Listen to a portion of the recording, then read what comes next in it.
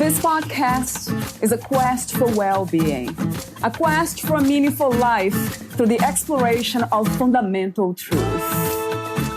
Enlightening ideas, insights on physical, mental, and spiritual health.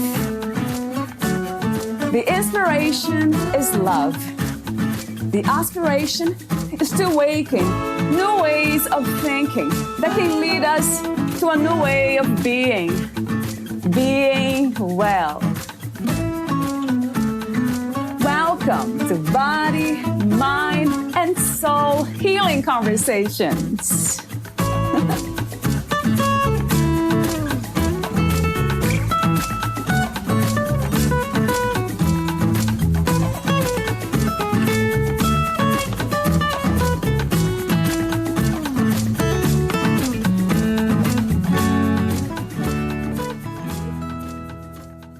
Happiness starts with you, not with the relationships, not with a great job, not with money or wealth, not with status, yours or the one you're connected to, but with you, Mandy Hale. A major obstacle to success and happiness is what Paul Angone calls Obsessive Comparison Disorder. It's our need to evaluate and decide if we are good enough by checking how we stack up to others. Since it's impossible to be the best at everything, this constant assessing is pointless, exhausting, and harmful to our self-esteem. A helpful perspective is to acknowledge that each of us has a unique set of strengths. Irene Caniano learned to appreciate this during her coach training. The instructor had them begin the sessions by describing themselves. Every week, they started by announcing who they are. They'd each give their names and add a sentence describing themselves with 5 positive adjectives. One person might use this sentence after announcing her name. I am an enthusiastic, compassionate, creative, curious, adventurous person. Another might use this one to describe his strengths. I am a kind, funny, caring, brave, open-minded individual. The purpose of this ritual was to teach everyone to be aware of their strengths and let others know who they really are. From this, Irene learned that there's no reason to feel inadequate if someone has a trait that she doesn't. Her strengths are gifts to others. Their strengths are gifts to her. She decided to use this strengths introduction exercise at the beginning of the workshops that she presents. Each time the participants finish their introductions, they find that various traits were mentioned. As a person who doesn't have a great sense of humor, Irene no longer concerned herself with this deficit.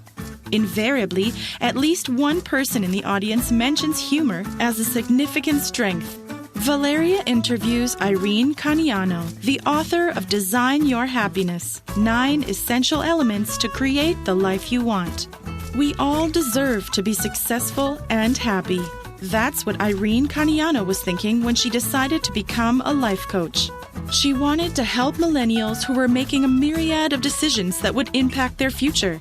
A strange thing happened during her training. She realized that the coaching principles were having a significant positive effect on every aspect of her life. Now, Irene enthusiastically passes on what she learned because she believes everyone can benefit from coaching. Before writing the book, she consulted with potential readers. They requested that she include stories, graphics, and activities that would make it easy to understand and apply the principles. Design Your Happiness is an inspirational and practical book that focuses on 3 areas: you, your relationships, and your choices. Certified by the International Coach Federation, Irene specializes in productivity and happiness. She offers Coaching Your Way. The options include quick start/customized sessions, Unlock Your Potential, Your Best Self video course, and coaching for individuals with ADHD. Irene serves as the mentoring coordinator at Elmer A. Sperry Toastmasters and is a board member at Nassau CHAD, Children and Adults with Attention Deficit Disorder. Each year, she plays a key role in organizing the Floral Park Lions Club Just for Women Expo. Irene's joy comes from loving relationships, connection with others, harmony, learning, nature, and living her purpose. Here is the interview with Irene Caniano. In your own words, who is Irene Caniano? I'd say I'm an optimistic person, and I value connection, harmony, learning, love, and nature. Mm. And I'm very happy with my roles as a mother, wife, grandma, friend, life coach, and volunteer. That sounds wonderful. Yeah, being content, right, with the roles, as you call it. How wonderful. So before we talk about some of the topics in your book, Design Your Happiness, 9 Essential Elements to Create the Life You Want, I have a few warm-up questions, as I mentioned off record. What is happiness to you, Irene?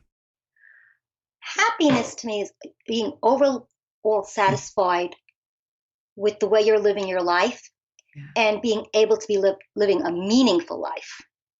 Another question comes to mind. What is a meaningful life? What does it mean exactly?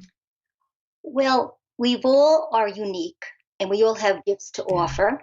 And a meaningful life, I think, comes easy because you're using your innate gifts in a way that benefits others and you're living a purpose that suits you perfectly.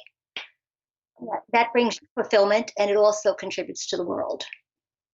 That makes so much sense. It's mutual love, loving yourself and loving others at the same time. What is the meaning of freedom to you? Freedom, I think, is to be yourself. That's the ultimate freedom, that you can actually be who you are and express yourself in the way you want to and live your values. Yeah, that's interesting. Values. I think I have a question for you about beliefs. I know you have element 2, values, element 3, your beliefs. So I have this question here for later, but I'll ask now. What is the difference between values and beliefs? The values help you decide what you want to do. So if you want to do something, it's because it goes along with the way you feel you want to live. So, for instance, if I value connection, many of the things I do will be based on that motivation. I want to connect.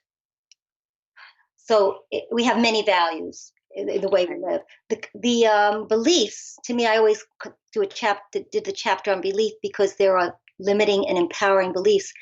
And they're thoughts that we hold so closely that they're almost automatic to us.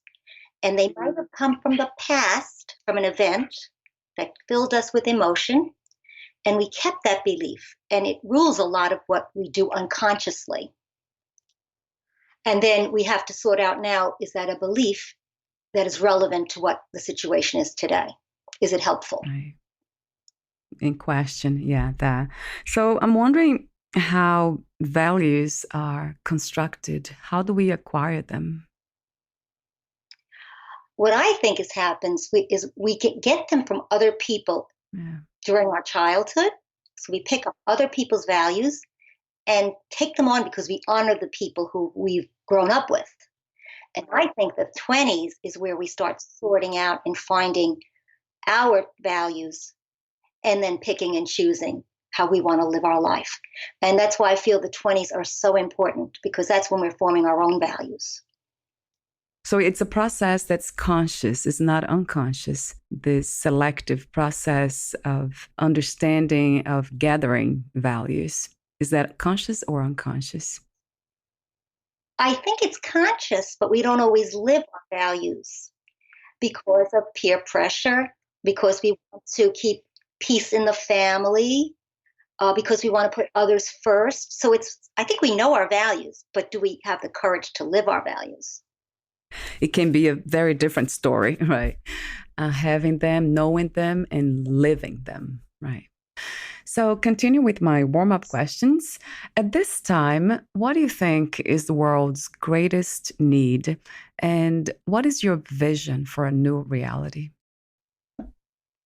I think I'm trying to say not tolerance, because that doesn't sound good enough. The ability to listen to others without judgment and let them first express themselves. that I think we need to be able to listen to others and be open-minded. And then we can agree or disagree, but to have respect that other people have different opinions. I think that's what we've lost so much, the ability to listen. That is so true. Wow, but that requires a lot of self-knowledge, self-awareness, a lot of inner work, from what I understand. Self-control. Yeah, self-control, right? Yeah, a lot of work on ourselves first, in a way. What is love to you? To me, love is caring. It's as simple as that. Caring enough to give to others. You can love nature by caring for nature. You can love your spouse. You can Yeah. love in a way of caring for others Mm. too. So I say love is caring. Yeah, yeah. That can be a very profound practice. Yeah, caring for not just ourselves but others, right? That made me think also about self-love. Do you believe in unconditional self-love? I do, because if we have forgiveness, we can forgive ourselves for even the greatest faults that we have had. I think you can have unconditional self love. And I think from that is acceptance of yourself. And then you can move forward without guilt and worry and build a better person that you want to be. We all want to be a better version of ourselves anyway. So we want to start first accepting ourselves and loving ourselves as we are right now. Right. I love that. I got to use the same word. My next question is about peace. What is your understanding and idea of peace? Peace. Yeah. Well, I guess it goes with harmony. So to me, I would consider if things are working in a harmonious way, people are getting along, that's peace. Um, what else? Let's see. There could be inner peace also, where you're in harmony with your values and your beliefs and what you want to do with your life, and you're living in Mm. harmony. So that could be peace for yourself. So I think peace is really harmony. Yeah, I love that word and the idea of that word, right? What, where, and who is God to you? That is probably the hardest question that anybody could think of, because I don't think, ever know. Sure. But to me, I'd say God is the higher power, and he's the essence of, or I shouldn't say God is the essence of love, goodness, wisdom, and abundance. So God is good. That's basically what I would say about God. Uh, do you see a difference between spirituality and religion? I do, and I think many of us experience both. I was brought up a Catholic, and a lot of what I built my life on were the teachings and values of that we were taught as Catholics. And following the life of Jesus as an example has been something that I feel has led me in a lot of my decision making and my hopes that I could live a better life. But spirituality has been very important for me because that's the personal relationship with God, where religion has the traditions and the sense of community and set beliefs. Spirituality is my personal way of thinking of God. And that's a one to one private relationship, in my opinion. Oh, yeah, it's very personal. And my final question is about life again. What do you think is the purpose of life, the human experience? One thing I heard at church long ago was to use our gifts, and they said, use your time, your treasure, and your talents. And that always stuck with me. And I said, well, maybe that's the purpose of everyone's life. And I said, well, my particular purpose, I think, to share my time, treasure, and talent, but especially the talent of coaching, because I've learned so much on that one thing that I feel it can change people's lives very easily if I could just share some of what I learned. So I think that's my Yeah. purpose. And that might be everyone's purpose, like you said, yeah, to share their gifts, right? Their unique gifts. So let's talk about your work. How did you become a writer, Irene? Well, I was a coach and I kept coming along with my sessions, hearing the same thing from different people. And Yeah. I had a lot of clients in their 20s and early 30s. And it seemed that they were all wanting more productivity, they wanted more job success, but they really wanted happiness.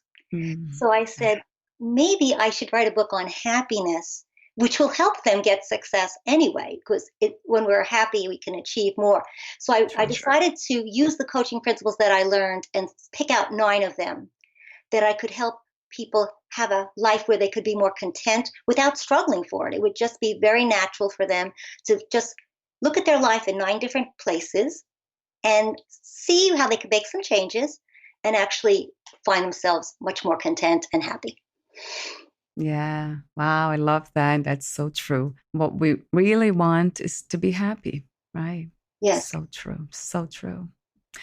So, my next question has to do with life coaching. When and why did you decide to become a life coach?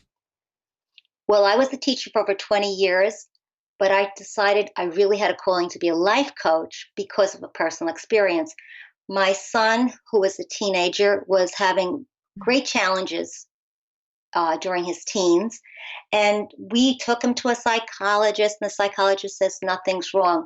We talked to the teachers, and they said, oh, he's just an underachiever. And then at age 19, he was diagnosed with attention deficit hyperactivity disorder, and everything made sense. And I said, how many people are suffering and having chaotic lives and not realizing they have a condition called ADHD? And that's when I decided I wanted to go for coaching. And at that time, I thought it'd be only coaching people with ADHD. And that's what I started out with my coaching. Right. That is so true. I interviewed somebody recently, and she was a very unique interview because I don't really talk about autism. And she said that a lot of people, they live with the issue. They don't understand what it is, and they don't look for diagnose. So the process of writing your book, did that change anything? How did you change in the process of writing Design Your Happiness? Well, I had the opportunity to talk to some people in their 20s. So I gained a better understanding of what they like to read. So that helped me to learn how to make the book. So I put in graphics, I put in charts, I put in reflection sections and stories. So I learned how to be a more interesting writer because I would have probably been more textbook, just explaining. But they wanted me to make it a very easy, fun read and something that they could get something out of quickly. So I became a writer for millennials, basically. And it is so practical. It's easy to read. So let's talk about the 9 essential elements to create the life I want, you want, we all want. The truth is. So, element 1, your gifts. What is the best way? How do we learn to identify our natural strengths? Well, I was taking a course once, and the teacher made us start the lesson each week with introducing ourselves, with naming our gifts. So I would say, I'm Irene, and I'm friendly, I'm compassionate, I'm organized. So you'd have to give 5 of your gifts, and you got to know each other, not by the name, but by identifying, oh, that's the funny guy. And it made us accentuate the fact that we all have gifts, and we have different gifts, and that's fine, and that's good.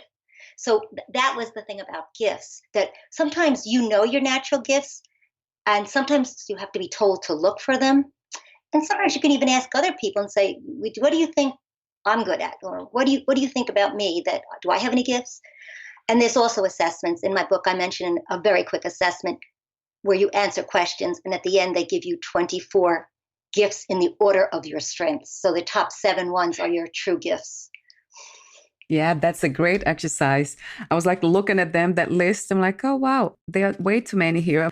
But I went through like all of these, and love was the first one. I'm like, oh, yeah, love. So that's kind of my question now. How do we know when we don't know ourselves enough to even identify we have these ideas and dreams of what we want to become, but it's not something that's innate in us yet. Yeah. Well, you can develop any qualities and traits. You really do find it easier when you're using your innate gifts. Now, it's interesting because when I took the inventory that I mentioned in the book, forgiveness came out of one as one of my top traits, and I never thought of that as a gift.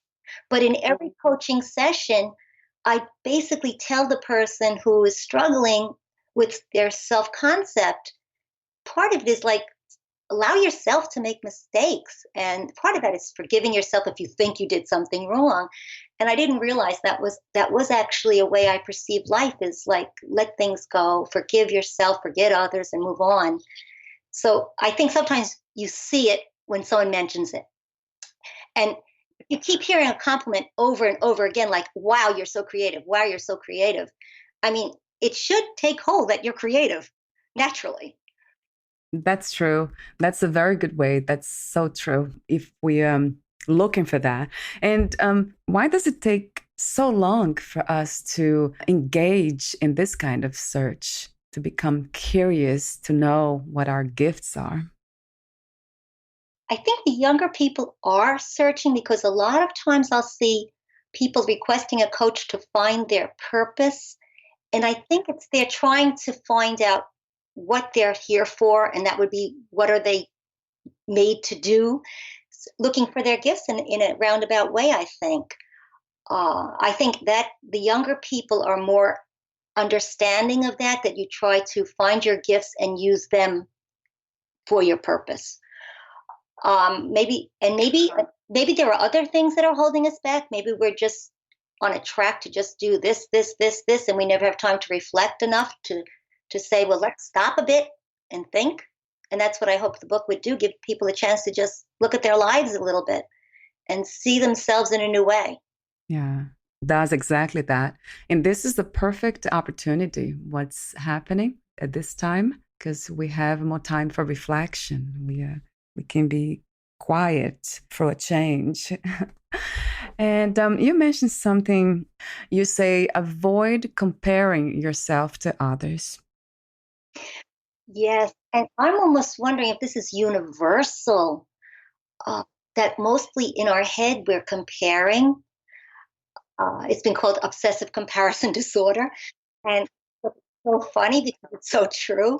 How many times a day are you saying, "Oh wow, she looks so great. I wish I could do that." It's like I don't know. I think it starts in school, and that's a little bit of. I have a little guilt about being a teacher. I always felt very bad with grading, and I would mark the failing grades with like a little thing on the bottom. Would put the grades on the bottom because I never wanted the other students to see the failing grades of their neighbors.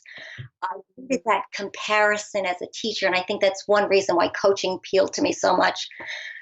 We might be learning comparison from our childhood, and then it becomes second nature to us.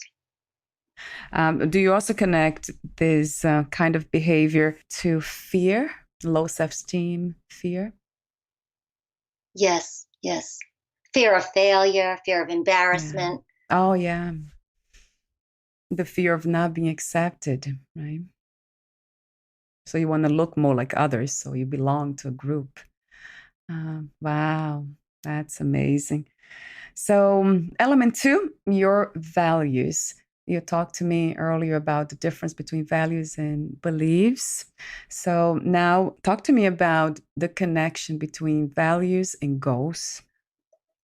Values, I think, is values is what you really think is the best thing, is which is best. So you're judging what's best with your values. That's my opinion. And goals are the results you want. Hopefully, they align with your values.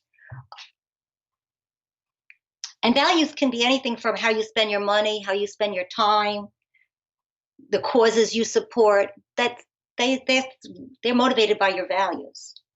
What you're willing to trade off in life is a value also. Yeah, yeah.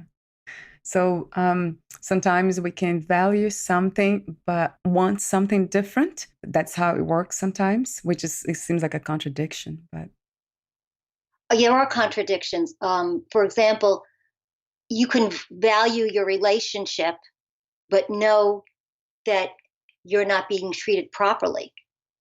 So you value your own self-worth, but you value the relationship. So now you're in conflict. Yeah, you actually call that values conflict, right? So what do we do in this case, Irene? You have to, I think, really just stop and think, and maybe just realize something's going to be lost in your decision. You can't have it both ways. And then you think 10 years from now, which would have been the better decision if I look back?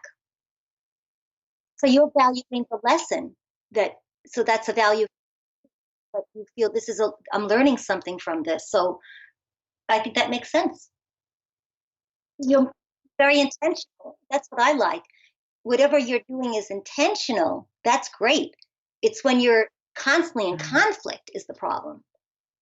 Yeah, I like these. That's interesting questions, right? Another thing you said about, this is something interesting about values that I read in your book about the purified heart. Talk to me about that, about following a purified heart. I think a lot of people say, follow your heart. It's like follow your dreams. Do what you want, it almost sounds like. Do what feels good. But sometimes you have to think things out and say, is this something that's going to be good not only for me, but for others? So that's what I feel is that following your purified heart. It's taking it a step further and really thinking things through. So it's a more broad view of reality. Yeah. Checking what's really helpful, not only to you, to others. There's no other effects. Only good is coming from what you're doing. I love that. Yes. Yeah. That has a lot to do with wisdom, it sounds like. Yes. So let's talk about element 3, your beliefs. You say thoughts are powerful. Beliefs are super powerful. I experienced an aha moment when I was being coached during my training. And I said, oh, that's when I discovered beliefs are super powerful. So I was hesitant to do something. I didn't want to be in the spotlight. And I was asked, where did that come from? And I thought a little bit, and right away, after that little fraction, I should say, something came back to mind very vividly, a memory from when I was young in school and in a first grade, and the teacher pulled a child off the line and screamed at him for talking and put him back in the line. And I realized that moment is the moment I made a rule for myself, and my belief was try not to be noticed, avoid the spotlight. And all through my life, I didn't realize that moment actually changed who I was. That belief changed what I did. And in coaching, I realized how bad that took a hold on me. So now I realize that a belief is something that really can sidetrack almost everything you do. It's automatic. It's sort of like it comes, your actions come automatically from it without even thinking. You won't participate because of that belief. You just won't be that person anymore who will participate. Right. I like the way you say it's super powerful because it is true. They can just drive our behaviors and our lives in every way. It's so true. So I guess the question is, how do we learn to be more aware so we don't let that happen when it's negative beliefs and limiting beliefs, as you call them? I think the way to know it is actually other people are probably giving us little hints about it, and we're just not getting it. Oh, and then in a coaching session or a therapy session, I think because we're seeking answers, we're spending time and allowing ourselves to understand that this is true and that we need to reevaluate that belief. Does it work all the time? Does it not apply at all? But it's hard to face it because it means that you've really spent a lot of time not having the belief that would have empowered you better in the past. I just think we're sensitive. We're sensitive to knowing sometimes the truth. Yeah, because that has a lot to do with deconstructing the identity. We know because now, without those beliefs, it's almost like we are just walking into the unknown. And that's very scary for most of us. So, do you suggest therapy? I found coaching absolutely the best because I feel coaching is so natural. It's a conversation, and you're going forward. You can talk about the past, but it's always based on how we're going to use that to move forward. It's so positive, and it's so much with right-sized steps that it's not an uncomfortable experience. Coaching to me is a very natural way of moving where you want to get. I say it's like going to a real estate agent. If you go to a real estate agent, you say, okay, could you help me? I want to find a place to live. And there's no judgment of what you ask for. You say, I want to live in this neighborhood. The real estate agent helps you get what you want more efficiently, with less stress, and also maybe with the better results than you even thought you would have had. And that's what a life coach does. Find you the goal that you want. So true. It's almost like having a conversation or a relationship with having a wise friend. Yes, the only thing is the confidentiality helps too, because you can bare your soul without anyone else having to hear the details and no worry about that conversation going anywhere. And no prejudgment also. I have no prejudgment of the person who comes to coaching. I don't know, so much about them that I'll say, well, I remember the time you did that. So I think I come from a more neutral spot. So it might be a different kind of conversation than with a best friend or even a parent. Yeah, I agree. I agree. And element four, your contentment. So, what is to feel content and fulfilled? What does it look like? Contentment is being satisfied in all areas of your life. You may be happy, happy, happy in one area, but you're content in other areas too. So maybe you get great fulfillment from your work, but that doesn't mean that your health is suffering. So that's contentment to me, that you've taken care of all your areas of your life and you feel satisfied. How do we do that? That also sounds like having balance. Is it possible to have balance all the time? I think I like the word contentment because contentment doesn't mean ecstasy. Contentment, you're satisfied. So let's say I don't have much money right now, but I have a lot of hope that in the future I will. So my finances are not great, but I'm feeling good about my finances and overall because I'm knowing that I'm going to do better in the future. Or I know that I have opportunities that I can seek or resources that I could try. So contentment to me doesn't mean the facts only, it's how you're perceiving the situation. Right. Yeah, and that's the key. You talk about attitude, change our attitude. So that makes sense. So it's not the situation itself, what it looks like to others, but the way we perceive them, our own perspective. Now it makes me think about self trust. Yeah, trusting ourselves. That sounds really good. And some people connect contentment to happiness. Oh, I feel happiness may be a higher than contentment, uh, but being content is pretty good. So I would say some people probably in one area of their life they're extremely happy. Maybe they have a very very good relationship, and that's the high point of their life. But they're satisfied with their health and their relationships and their job. So to me, they're content and they're happy also. But in certain areas, they're happy and some of they're content. So it's really satisfied with your life.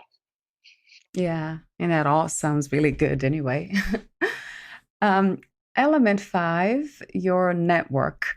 So relationships, they are, yeah, to me, they have been just teachers. Yeah, I love being in relationships of all kinds. So to you, what is a healthy relationship? What is to have a healthy relationship? Trust, I love the word that you said before. Trust has to be in the relationship. I also think it has to give each person a power in it. It can't be one sided. So you have both people have to get something out of the relationship, respect, and probably there has to be mutual interests or something connecting you, something that keeps you in the friendship. And often it's history that you've shared so much together that keeps a friendship. And that the person is there to be there for you in times of need. And even in romantic relationships, do you think that this idea of being friends, is that important or a must for a healthy relationship? I think so. I can't imagine it otherwise. Yeah, I would say I want my partner to be my friend. That's my best friend. Yeah, that's true, Irene. And I love the way you said earlier about the way you defined love, caring. Friends, they care, right? True friends care. So that's love. And the other question about network is how do we identify, how do we know, what are the signs when our relationships or some of our relationships don't serve us anymore? I think if you're uncomfortable in the relationship, that's a pretty good sign. If you find yourself not being able to express what you're thinking, if you're being honest anymore, or the other person isn't being honest anymore. When you see the other person is not want somebody you respect anymore, I would say that's kind of the end of the relationship unless there's change. I like that. Unless there's change, it's a challenge for most of us to understand that we cannot change others because sometimes we stay in relationships and with the hope that one day they will listen and they will change. I guess you give people so much time, and then you know it's not going to happen. I'm an optimist, but I'm not. I want to be realist too. Right, right. Oh, wow. Relationships, they are, yeah, I call them teachers.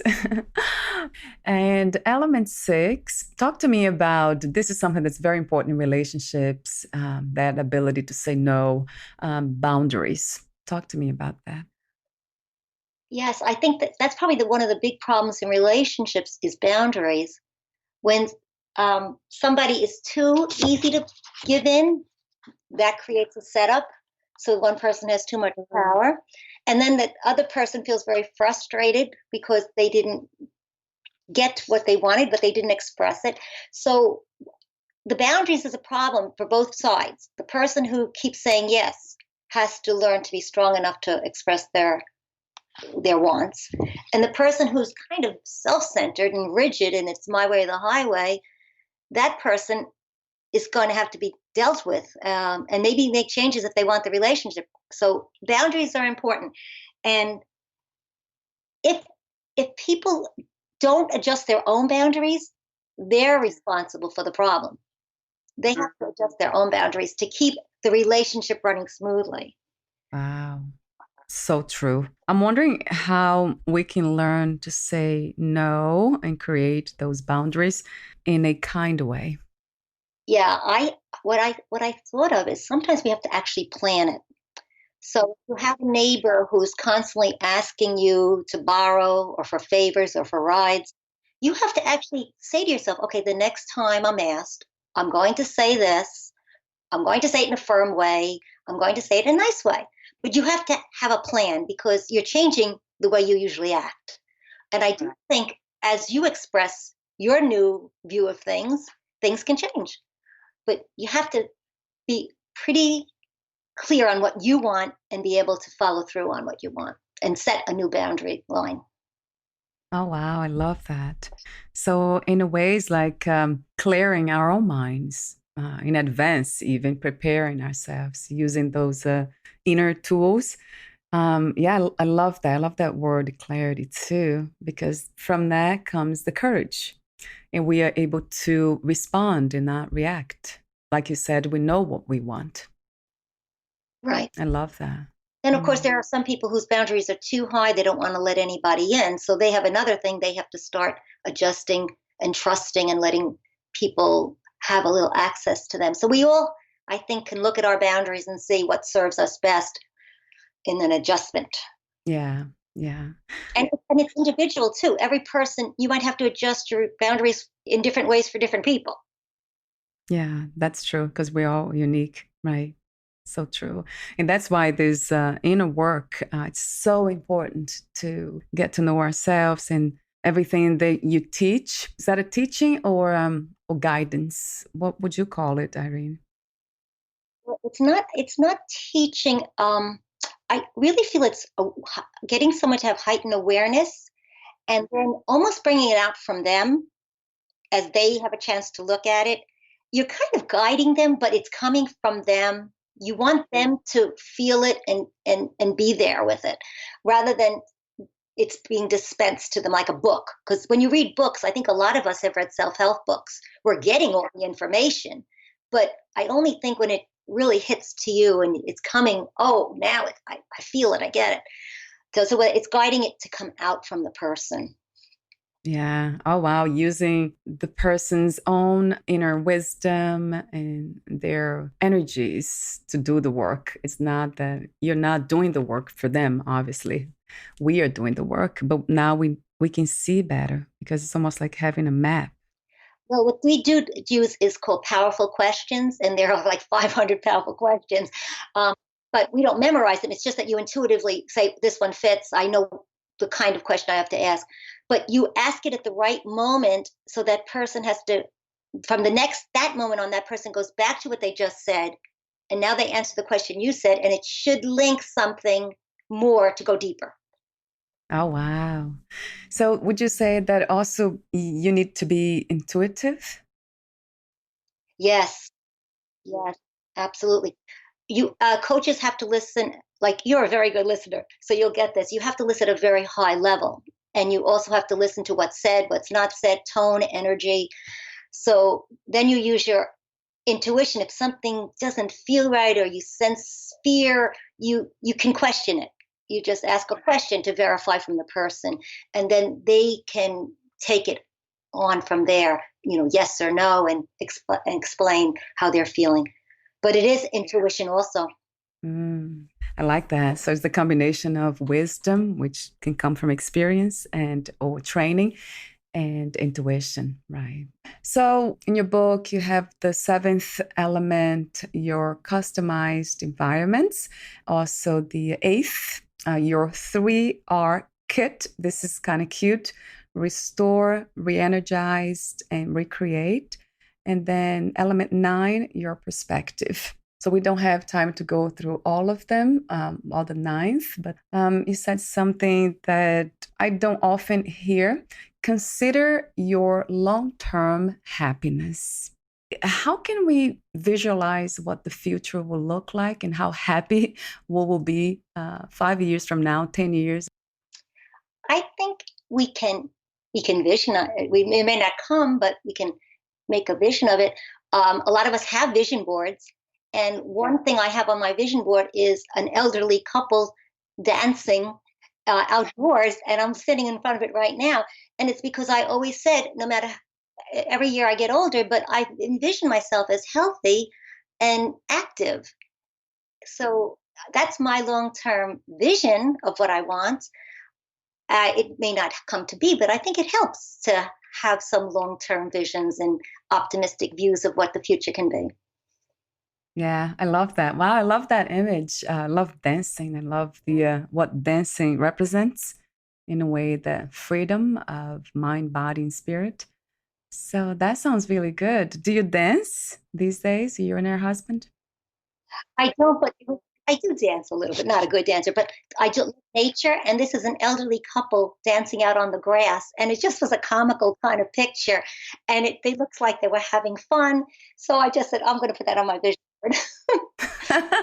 That sounds like fun and sounds peaceful, and at the same time has a lot of life to it, aliveness. That's beautiful. Would you like to add anything or read a passage from your book before I ask you my final questions? Well, I would like to just offer something to the listeners if this is the right time. Yeah, yeah, absolutely. I think some people are curious about coaching, but they don't want to sign up for coaching. So I'd like to offer your listeners a link to a free module that I have of videos on coaching principles, and they're kind of so they can use them to just learn a little bit about it. And there's little activities to go with it, and it would give them a touch of coaching. And if they want to contact me, I would gladly send that link to them. Yeah, that sounds really good. Really, really good. And my last questions, I have two. Yeah. If you knew you would die soon, would you make any change in your life or do anything differently? Well, I I have thought of um, that question personally before you even asked it, and I have set things up already, so I feel very comfortable about how I would leave things. But if I knew I were going to die, I'd really want to make sure everybody knew how grateful I was to have them in my life, those who are very close to me, and I'd want to reassure my family that um, I've been very happy and grateful for what I've had, and I feel I've lived a wonderful life. So I would just want to be sure everybody knew that. And I'd also want to make sure that I put everything in place for whatever I have left that's going to where I want it to go. So that's back to your time, treasure, talent, making sure you've taken care of that. But you wouldn't do anything differently or change anything. Right now, I feel I'm very introspective with my life, and I feel like each day I'm doing what I think I can do this day, and I'm doing it one day at a time. Yeah, I love that. What are three things about life you know for sure as of today? I know for sure that love is key. That's the primary thing. Love is key. Um, the second thing is that everyone has gifts to contribute, and the last thing is that we're all on a journey trying, hopefully, to be a better version of ourselves each day. Yeah, love that. Thank you so much for your presence and your wisdom. Thank you, Irene. Well, Valerie, I want to thank you because you have done a beautiful thing for us to have these interviews. We're learning so much, and every time I get something very important from the interviews. Thank you. Thank you for your encouragement. Where can we find more information about you, your books, products, services, and future projects? Okay, it's irenecaniano.com, IreneCaniano.com. Wonderful. Thank you so much again, Irene, and we'll talk soon. Thank you. Bye for now. Take care. You too. Thank you for listening. To learn more about Irene Caniano, please visit her website, irenecaniano.com. To learn more about this podcast, please visit fitforjoy.org/podcast. I want to thank the Patreon members, Lawrence McGrath, Mark Basden, Terry Clayton, and Aidan Vickrock. Thank you again for listening, and bye for now.